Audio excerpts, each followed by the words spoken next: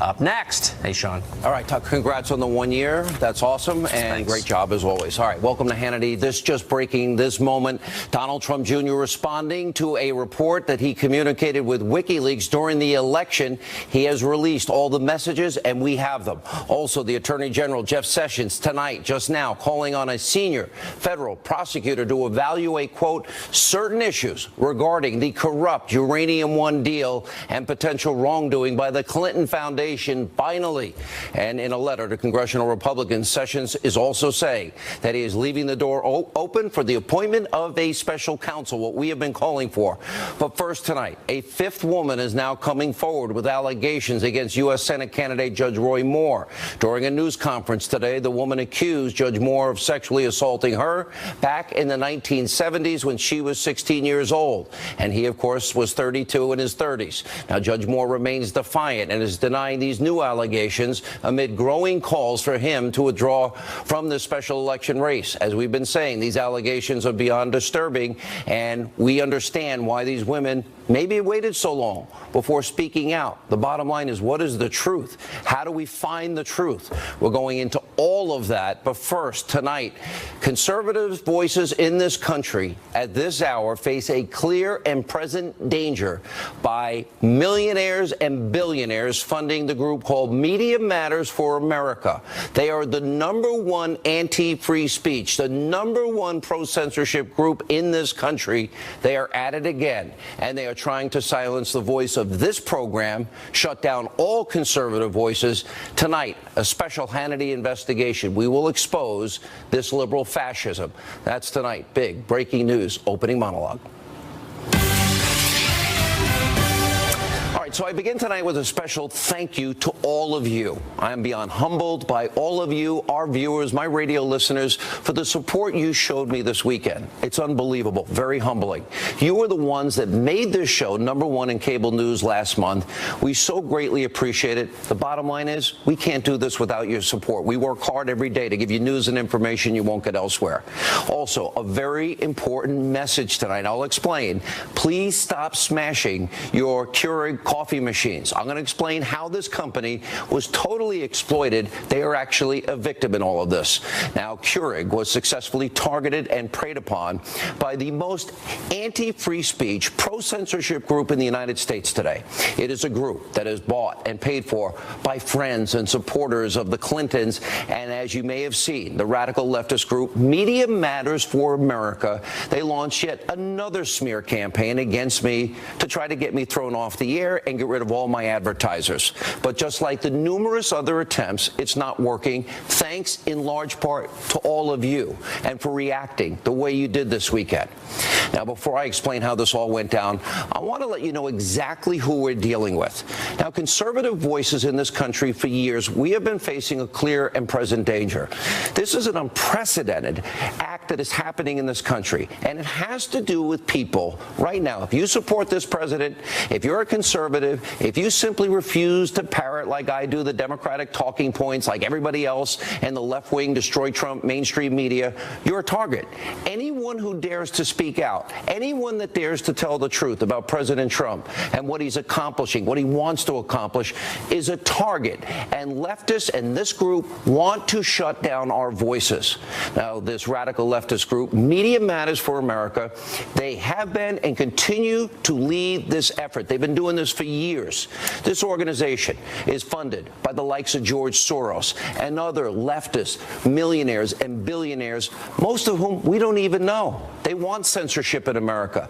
They literally are paying an army of people to listen to every conservative show in the country, every single day, every thought, every word, every sentence on the airways. Then they purposely twist, lie, distort, propagandize, and weaponize whatever is said, what other people say, because they want to silence every conservative voice in the country. This is a dangerous time. They have been doing this somewhat successfully for years, and now it's only getting worse. It is straight out of the Alinsky playbook. Isolate, target, destroy one person at a time. It is the very definition of what I call liberal fascism. And just for a second, I want you to imagine this. Imagine if they're successful. Okay, people like me, Rush Limbaugh, Mark Levin, Laura Ingraham, Tucker Carlson, Glenn Beck, Judge Jeanine Pirro, and everybody on Fox, the entire Fox News network is gone.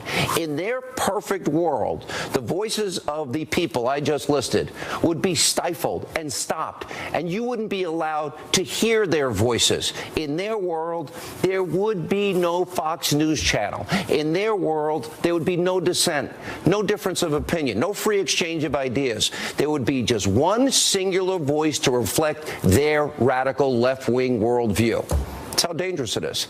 Now, Media Matters and their paid pack of hitmen, their hired guns, they want to shred America's Constitution as it's currently configured, and they want their leftist ideology to be the law of the land. They do not believe in freedom of speech. Now, as for the incident with Keurig Coffee this weekend, I want to once again thank all of you for your support. It blew me away. But for now, please, please stop destroying your coffee machines. As I've been saying, Keurig, they're a victim in this. They were attacked. They were bombarded by the phony, fake, moral outrage machine that is Media Matters and their highly effective, well-financed targeting machine. They use all sorts of evil tactics. They use bot programming. They scare companies into overreacting. And that is exactly, sadly, what happened with Keurig this weekend. Media Matters, well, they did what they always do. And guess what? An employee for Keurig who works in social media, who's not used to dealing with these extreme tactics, sadly took the bait and capitulated to the pressure. Now, the CEO, to his credit, of Keurig, has since apologized to all of his employees today for taking sides in an email that was obtained by the Washington Post. It reads in part this: the fact is, our consumer demographics match well with live news programming, which is why we advertise on nearly all cable news channels, ranging from MSNBC to Fox News to CNN, all of which will continue. However, given the dynamic nature of news, we always need to evaluate that programming environment on a real-time basis. And it continues. The decision to publicly communicate our programming decision via our Twitter account was highly unusual. This gave the appearance of taking sides in an emotionally charged debate that escalated on Twitter and beyond over the weekend, which was not our intent. I want you to know the decision to communicate our short-term media actions on Twitter was done outside of company protocols. Clearly, this is an unacceptable situation that requires an overhaul of our issues response and external communications policies and the introduction of safeguards to ensure this never happens again. Our company and brand and reputations are too valuable to put at risk in this matter. I'm going to say tonight, I believe the CEO. I believe his sincerity here. And guess what? Conservatives drink coffee, liberals drink coffee, libertarians drink coffee, socialists drink coffee. Everyone drinks coffee. And he advertises on all news networks. This should be non-political. As of now, today, before this ever happened this weekend, I have 5 Keurig machines, 5 of them. I have never supported a boycott in my life because I know what they're about. They're about censorship. And by the way, I'm not going to start tonight. I am the strongest supporter of freedom of speech on this program over the years. You've always heard me say, I don't like Bill Maher. I don't even like him a little bit. Or Stephen Colbert. I don't like what they say. But guess what? You ultimately have the power. Turn the channel. Guess what? You cannot watch them. You don't have to listen to any radio show, watch any TV show you don't want to watch. But don't attack their advertisers as a way to silence what they're trying to say. And what Keurig did was a mistake, and the CEO admitted it. Now, this weekend, I must admit, it was disheartening to learn that Keurig, that literally they were sucked in by this machine known as Media Matters. But you, our viewers, unbeknownst to me, you fought back. So tonight, now, please, I'm calling for a ceasefire here. I humbly appreciate your support, but I'm asking you to not smash your Keurig. And I must admit, these videos this weekend, I watched and I laughed. They are hysterical. Watch this. This is what I think of you, Keurig.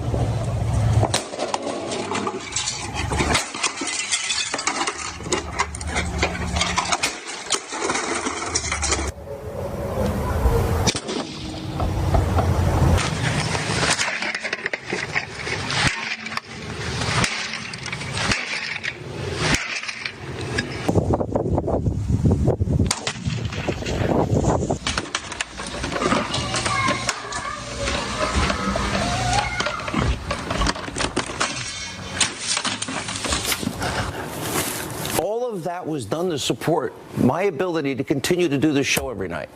I am beyond humbled. Now, as I said, I own 5 Keurigs.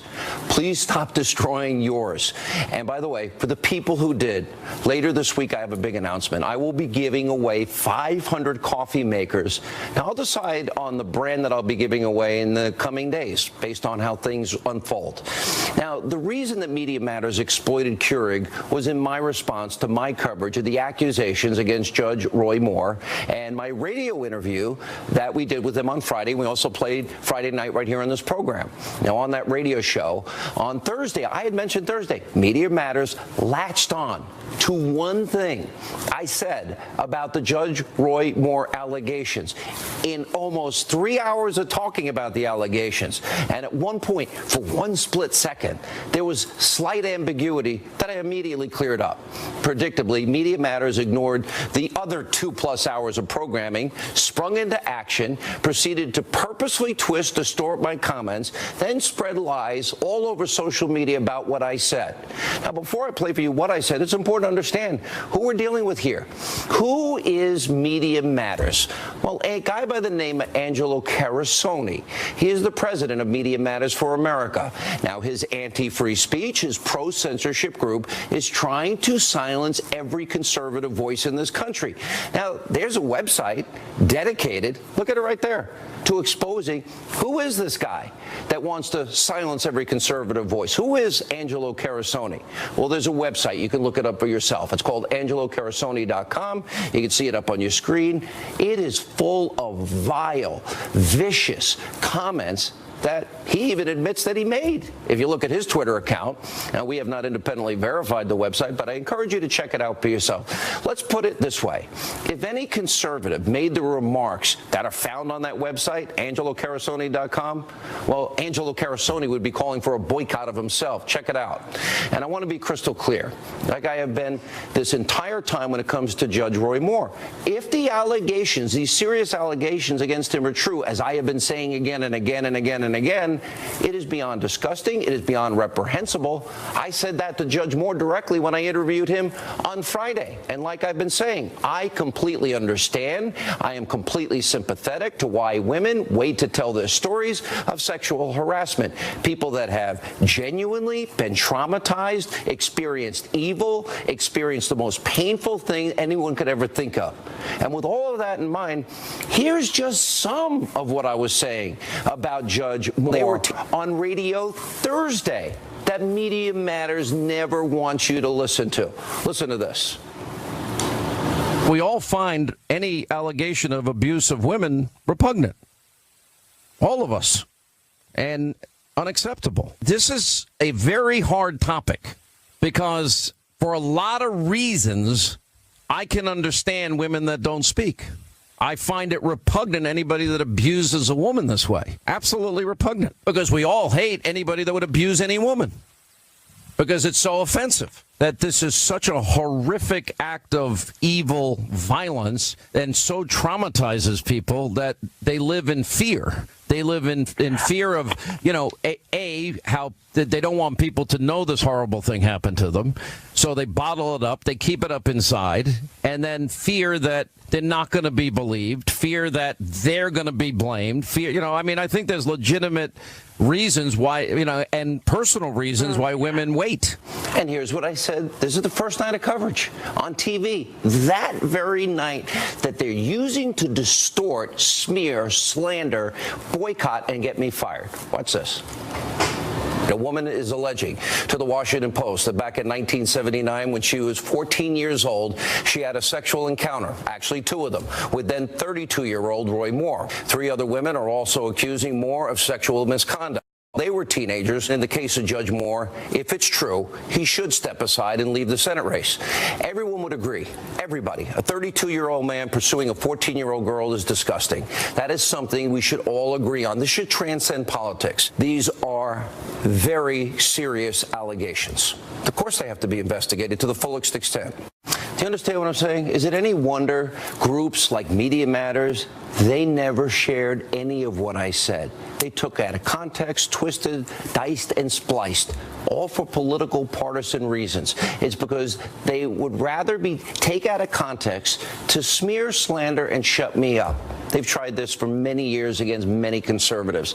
Then on Friday, I actually was the only one that interviewed Judge Roy Moore about the allegations. And just like I said, it is important to listen to all sides before we rush to judgment. I believe in the presumption of innocence of every single American, because time and again, we have seen the media and others, like President Obama, he's a great example, rush to judgment and get big issues completely wrong. Look at the Duke lacrosse case. Look at the Cambridge police. Look at Ferguson, Missouri. Hands up, don't shoot. Trayvon Martin, George Zimmerman. And I learned this with Richard Jewell in Atlanta. Media rushes to judgment, damages and destroys people's lives. And I learned my lesson a long time ago. Wait until all the facts come out, do my research, talk to the people involved before I make a decision.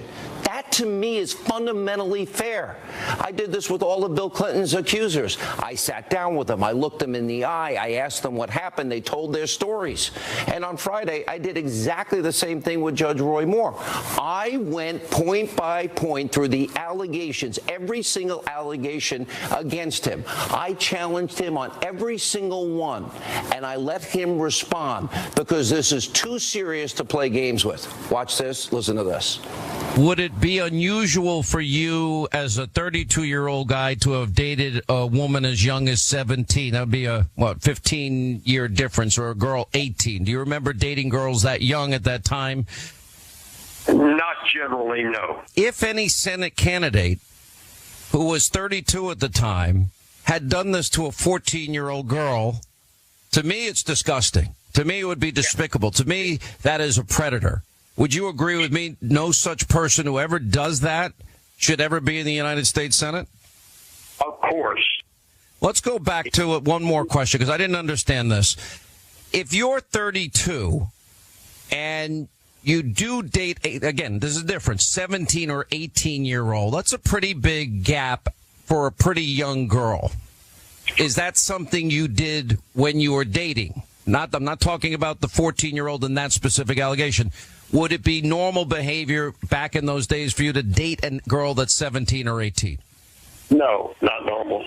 If my daughter is 17, my daughter's 16 years old. If she's 17 or 18, I don't want her dating a 32-year-old. I wouldn't either. And you can say unequivocally you never dated anybody that was in their late teens like that when you were 32? It would have been out of my customary behavior. That's right. In other words, you don't recall ever dating any girl that young when you were that old? I've said no. And you think that's inappropriate, too? That's what you're saying? Inappropriate, yes. I asked every question. I got widespread praise. Too serious a topic. And then on TV, again, not covered by this leftist group that is the #1 censorship group in the country. Then on Friday night, I said this. As I said last night, these are very serious accusations.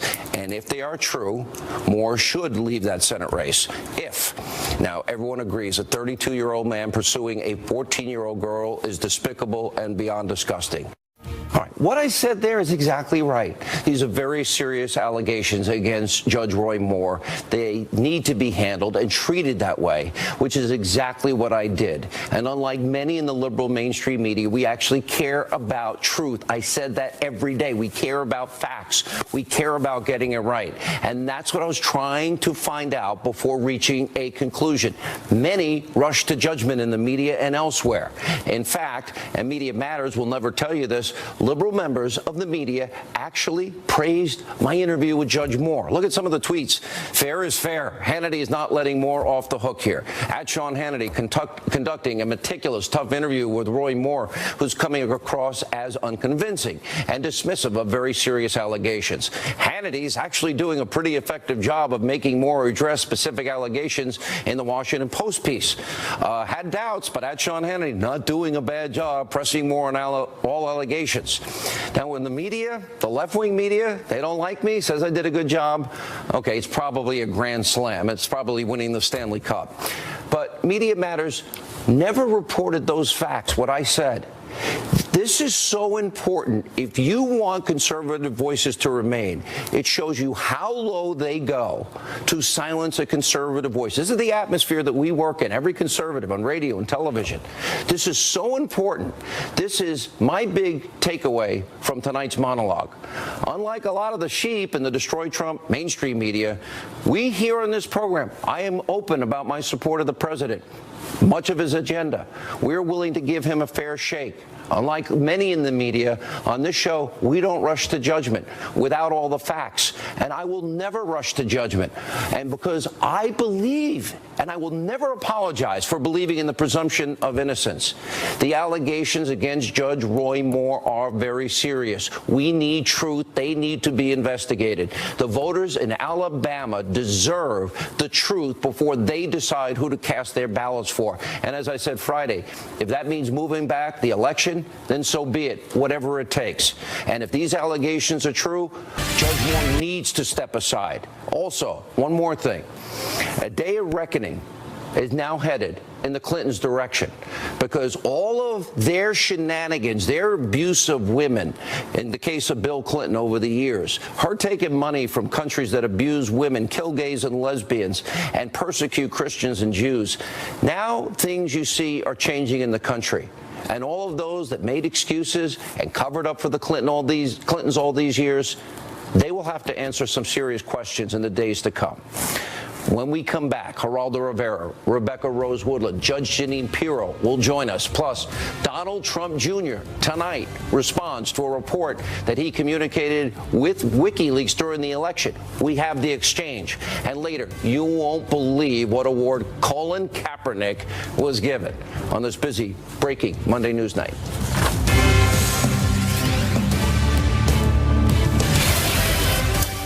And welcome back to Hannity. Major breaking news tonight about the corrupt Uranium One deal. Fox News is out tonight with an exclusive report. Here is the headline. Sessions directs prosecutors to evaluate certain issues involving Uranium One and Clinton and leaves the door open on a special counsel. Finally. Does that mean equal justice under the law? Will they finally start holding the Clintons accountable for the years of corruption? Now, tomorrow, Sessions is set to testify in front of the House Judiciary Committee. We're going to have a lot more on that. Sarah Carter, Greg Jarrett in just a minute. But joining us now with reaction to all we've been talking about, Fox News correspondent at large, Geraldo Rivera, trial attorney, Rebecca Rose Woodland, and she's the host, you know her well, Justice with Judge Jeanine. Judge Jeanine Pirro is with us. Let me start with you. You know, I saw this unfold. I see the Twitter report by Carrig. I know they got sucked in. They had no idea who this group was. This is the biggest pro-censorship group in the country. And I don't want the workers for Keurig fired. I don't want them.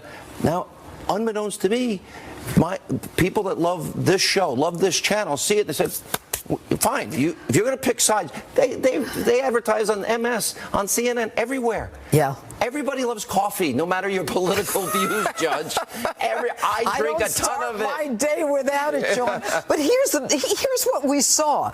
America gets it. America gets that what is happening now is that the left is not only trying to shut down the right on college campuses with their safe spaces and all that other nonsense, but they are trying to shut us down. They are trying to prevent people from watching us, trying to get us fired. And they are using people like Carrig and all those other like coffee companies or coffee maker companies from, making us or allowing us to be on television. We are on television because people advertise on our shows. Conservatives drink coffee, liberals drink it. I got to give the CEO of Keurig. Yep. And I was inclined to just keep going with this. Yep. Mm-hmm. But I stopped when I saw his statement. I said, you know what? He was a victim here. They don't understand the bot programming. They don't understand the agenda. But the fact that the left is so anti-free speech today, when all these attacks against conservatives come up, you know who never speaks up? Liberals. I thought they were free speech. They're not. Because they would be supporting the right of people to watch this show and advertisers to freely watch this show. They're silent. What do you make of that? Well, what we make of it is that there's a First Amendment in this country, and the First Amendment is there for a reason. The Founding Fathers and the Constitution clearly states that there can be two sides. Let's let everyone have a freedom of speech. That's what democracy is. If we don't have freedom of speech, what does it become? Fascism, socialism. The point of freedom of speech is so that people can hear views, people can understand and make their own evaluations. Nobody has to watch this show, but by the way, never tune out. Yeah, we need you. No, you're saving the show. But liberals and conservatives should watch your show. No. Why not? Why don't we listen to different opposing opinions and make our own decisions and don't come to rash conclusions? The point of law is that we are innocent until proven guilty. Sean, you never said, I was here Friday, you never said you supported Roy Moore. You never said that once. I said I support not rushing to judgment. Yes, you did. That's very different than supporting I support him. The presumption of innocence. And let me bring Geraldo in. Geraldo, you actually, well, by the way, if I'm not here, Geraldo, our fun debates go away forever. And I would hate to have that happen. We disagree, but we get along great. One of the things that I love about you, speak your mind.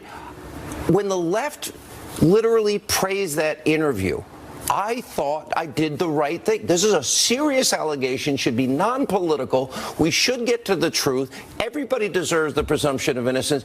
I'm not backing down from one thing I said in here. I think that's the right position, and I don't like rush to judgment. Boycotts stink, but hypocrisy stinks even worse than boycotts. When you have a group like Media Matters, which professes to support and protect the First Amendment, undermining the First Amendment rights of everyone else to have access to the shows that they want to watch, that is such gross hypocrisy, it is grotesque. The other thing is, everyone admits that no one put the nail in Roy Moore's political coffin more effectively than you. I know that was not your intention. But when you asked the tough questions, you asked every single question that had to be asked, and his answers didn't match the ferocity of the accusations. Everyone, even those on the fence, suddenly were saying to Roy Moore, hey, Judge, maybe you better find by the way, something else to do. Ted Cruz pulled his support for Judge Moore. That is huge. Huge news tonight. Well, there's that fifth accuser and that whole inscription in the yearbook. My goodness, how creepy is it that a district attorney signs a 17-year-old kid's yearbook and signs it with flourishes and love? I'm surprised he didn't put a heart, a broken heart. Why didn't you call me an XXX? I mean, it was pretty. It's contemporaneous proof, as I've asked for in these cases, because, you have no statute of limitations. This case is 38 years old or 40 years old. In the case of the fifth accuser today, but you have some contemporaneous corroboration that Roy Moore, the district attorney, was hitting on this high school senior. Okay, well, look, I spent my career doing this and trying to assess between a complaint and whether or not there is sufficient evidence to go forward with a criminal case, prove beyond a reasonable doubt that a crime has been committed. And make no mistake, everybody talks about the presumption of innocence, but every time a prosecutor goes into that grand jury, we don't go into the grand jury thinking we're going to give them the presumption of innocence. We go in saying we're going to get a conviction here. Now, this fifth person and the statement that she gave is compelling evidence, and there is no question, based upon what I read in that statement, that this 32-year-old district attorney was grooming this young girl, going to her place of business where, as a young waitress, she would stay there until 10 o'clock at night. He was there in the same seat every night, waiting until she left. He complimented her. He touched her hair. He waited until she left and would leave when she left. He then talked about whether or not she would need a ride home. He took her home. He was targeting her, sizing her up, contemporaneous, confirming, corroborating evidence in the yearbook. Love Roy Moore. It's all there. This only came out today. Right. We have seen those kids with Duke lacrosse. wrongly, falsely accused, and 88 professors jumped on the bandwagon, rushed to judgment. Those kids' lives will forever be impacted. That was a case. So is it wrong? You were convinced today, weren't you? It was today that I was convinced. It was. It's not just the yearbook. Look, women, young girls do not feel that in a situation where someone has power. But today was a tipping point for you. Today was a tipping. Who has more power than a sitting DA? That man has control over the grand jury. And don't rush to judgment in light of Clarence Thomas, in light of Duke LaCrosse, in light of Ferguson, Trayvon. All these people are wrong so often. We cannot rush to judgment. But tonight tipped your balance. Today tipped it. I know this too well. Why don't we be clear? You didn't rush to judgment, but you put an interview on national television with all of the information. For many. It's not as if you didn't cover the story. You covered it clearly. You were so effective. You were better than any attorney I know in a cross-examination in the courtroom. By the way, why am I in this business? But Sean, unbeknownst to you, you tipped the scale. I asked, and to people in the business, Judge, it's too serious. This isn't a game. These are people's lives. You cannot. I am a father of a daughter. Right. I am a brother to sisters. Geraldo, let you weigh in.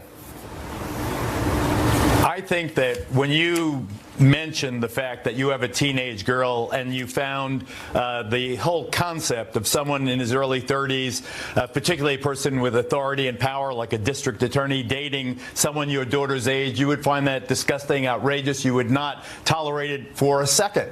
And I think that in that moment, Sean, you became the surrogate for dads everywhere, all across the country. And I think with that question and his halting and contradictory answer, you really took this from a remote charge and a if it's true kind of context to one that really allowed people to put themselves in that position and suggest, you know something, this is really creepy. This guy is really beyond the pale, and it's just, it gives you the kind of heebie-jeebies. And is this the person? Now, I understand Alabama, and, my lawyers from Birmingham, I was honored down there. I love Alabama. But it has a quirky, defiant streak to it, and I think that we have to appeal to the Alabama voters now, the common sense, and I believe that they will rise to the occasion, that even though they want to defy the man, this is the case where they've got to go with the evidence. Literally have seconds. Okay, but it's not about that right now. What it's about now is about the fact that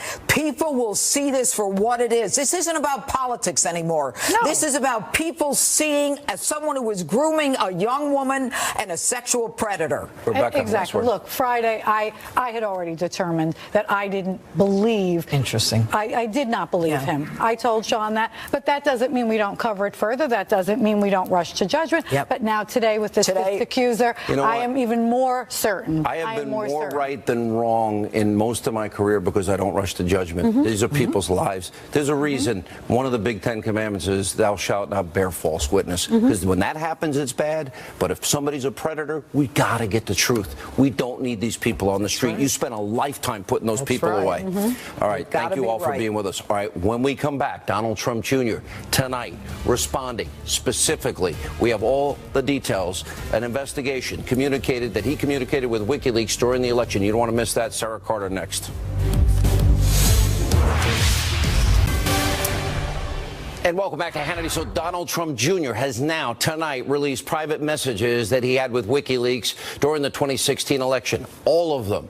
Now, that's after a report came out earlier that he, quote, had communicated with the group in a series of tweets. Trump Jr. produced the entire chain of messages with WikiLeaks. Now, in Trump Jr.'s first correspondence with WikiLeaks, he thanked the group for giving him a heads up on an anti-Trump super PAC that was about to launch. In a separate exchange, WikiLeaks urged Trump Jr. to comment on a story that Hillary Clinton wanted to kill WikiLeaks founder Julian Assange with a drone strike, which Trump Jr. said he already commented on. Trump Jr. added that it is now amazing how Clinton gets away with saying the type of stuff. Trump Jr. then asked WikiLeaks about an upcoming leak he was reading about. Oh, he released it all. That's it? Joining us now with reaction to that and other breaking news, we have investigative journalist Sarah Carter, Fox News legal analyst Greg Jarrett. All right, Sarah, I'll get to your breaking news in a second. I read that and I said, Don Jr. did nothing wrong. Nothing. It's not a crime to communicate with a foreign national, including a Russian. It's not a crime to talk to them, as he did in the infamous Trump Tower meeting. He said, I'll ask around, to one comment. To another, he said, I've already talked about that. All of these are completely innocuous. If he had asked for something of value or received all he something asked of is, value. I've been reading you're going to drop something. Right. He said, when? That's it? Right. That's it? Compared to with a dossier? If there's an exchange of money or value, that is a crime. That obviously didn't happen. No, but what did happen is that the Hillary Clinton campaign and the DNC paid millions of dollars to foreign nationals for the salacious Trump dossier.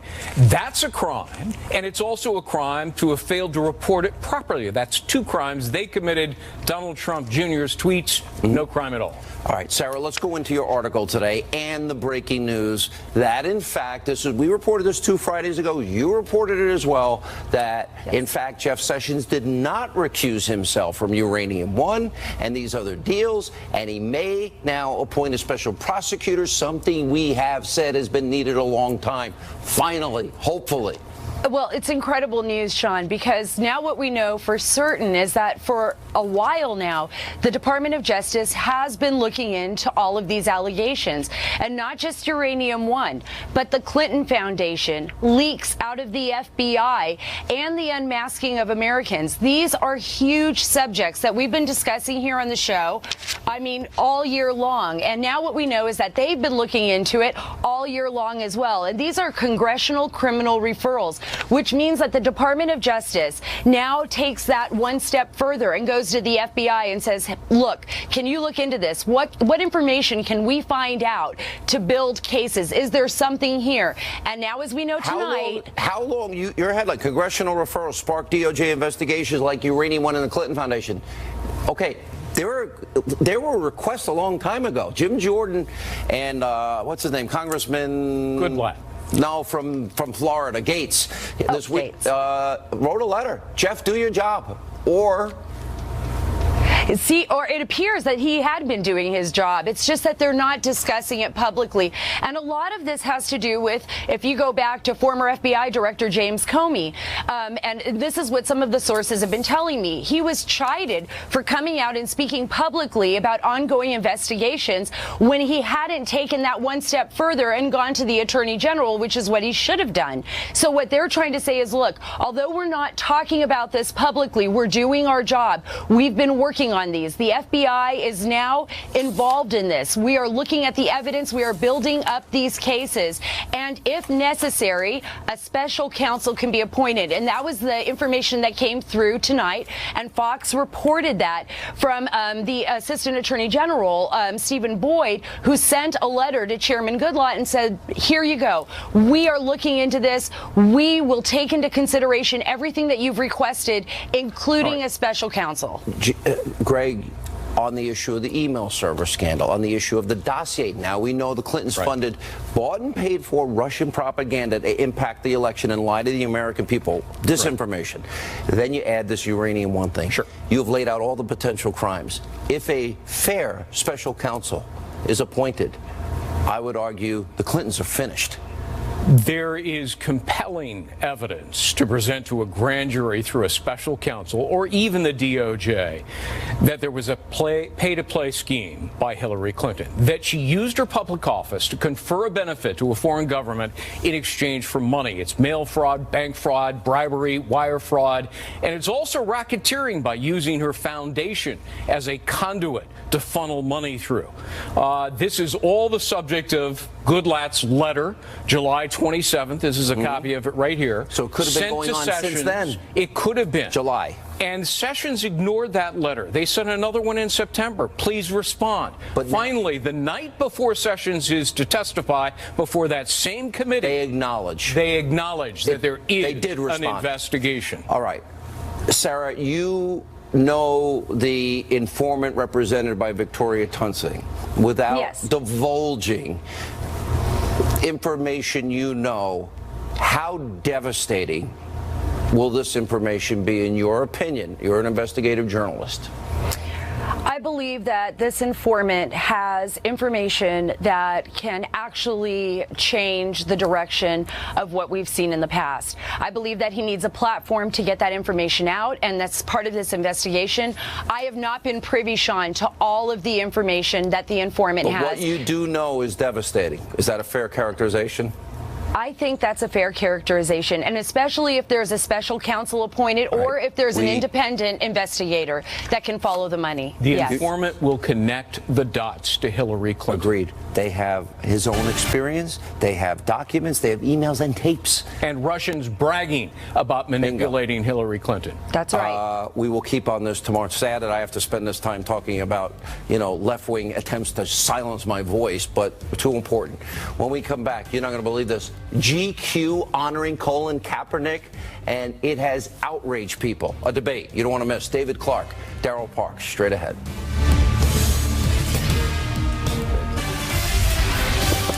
All right, welcome back to Hannity. So GQ magazine released the cover of its annual Men of the Year issue, naming former San Francisco 49ers quarterback Colin Kaepernick as their Citizen of the Year. Now, they said they are honoring Kaepernick's activism on police brutality. Remember, this is the same Kaepernick. You see those socks? It depicts policemen as pigs. And much worse. Joining us with reaction, American First Action spokesman, senior advisor, former Milwaukee County Sheriff David Clark, and civil rights attorney Daryl Parks. Daryl, it's the stuff that the position that he has taken on police. It is a broad, sweeping generalization. We see in Vegas, we see on 9/11, we see in the most recent attack in New York, we see the cops. Those are the days we remember, wow. These are amazing people that put their lives on the line for us. And don't they deserve the presumption of innocence? And the action of one bad cop does not reflect on the 99.999% of others. He rushes to judgment. He supported a murdering dictator, Castro. How did he get the Man of the Year with socks and acting like that? Sean, let me say, you got to also remember that there are still hundreds of young black males who've lost their lives at the hands of the police as well, too. So, yes, there are situations where we have to take a look at this. There are instances of a few, but there are also instances of many cops that risk their life. Look at the cops in the case of Steve Scalise going up against a rifle, open field with a pistol. That's almost a suicide mission. But they did it to save lives. That's how amazing these cops are to me. Well, let me say, and I know Officer Bailey personally. He's a proud member of Alpha Phi Alpha fraternity. Let me say, people like that do good things, but we still have to deal with the big problem we have with black people losing their lives in the hands of the police. We have not dealt with that issue as a country. So he brought great attention to a great number of people who are losing their lives with encounters with law enforcement. That issue has not been dealt with as a country. We must deal with it. Sheriff?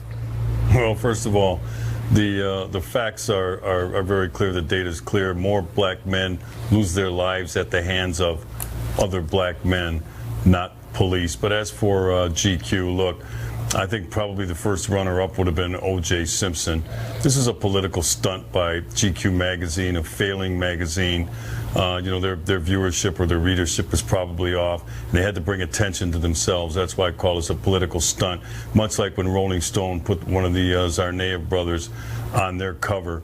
The left and GQ in this instance has really cheapened what it means in the United States of America to hold iconic status. When I think of people like Medgar Evers, lost his life fighting for civil rights, Dr. Martin Luther King Jr., Rosa Parks, who did it silently, Muhammad Ali, who was stripped of his boxing title to stand up for what he believed in. And I think of Jackie Robinson, who crossed the color barrier in baseball. These people accomplished something and really stood for something. They had a core about them. Kaepernick doesn't know what he's talking about. If you recall, Sean, he's not the original take a knee. That was Tim Tebow who did it in prayer. Kaepernick sat on his ass during the national anthem, and the disrespect that he showed not only for the flag and for the anthem and for America, but for military people as well. Those people that fought, bled, and died. 20 seconds, Daryl. Without question, the protest was not about the flag. I think Oh, yes. No, that it was flag, never about people the flag. died fighting never under, about sir. The flag. No, but his protest was not about the flag. And he's always said that. All right, thank you both. More Hannity straight ahead. Stay with us. All right, unfortunately, that is all the time we have left this evening. We always thank you for being with us. A special thank you again. What I saw on the internet this weekend to push back against those that would silence conservative voices, it has moved and touched my heart, and it has given me a resolve to fight harder. And you give me this camera every night, microphone every day. I thank you so much. But let not your heart be troubled. Laura Ingraham is there.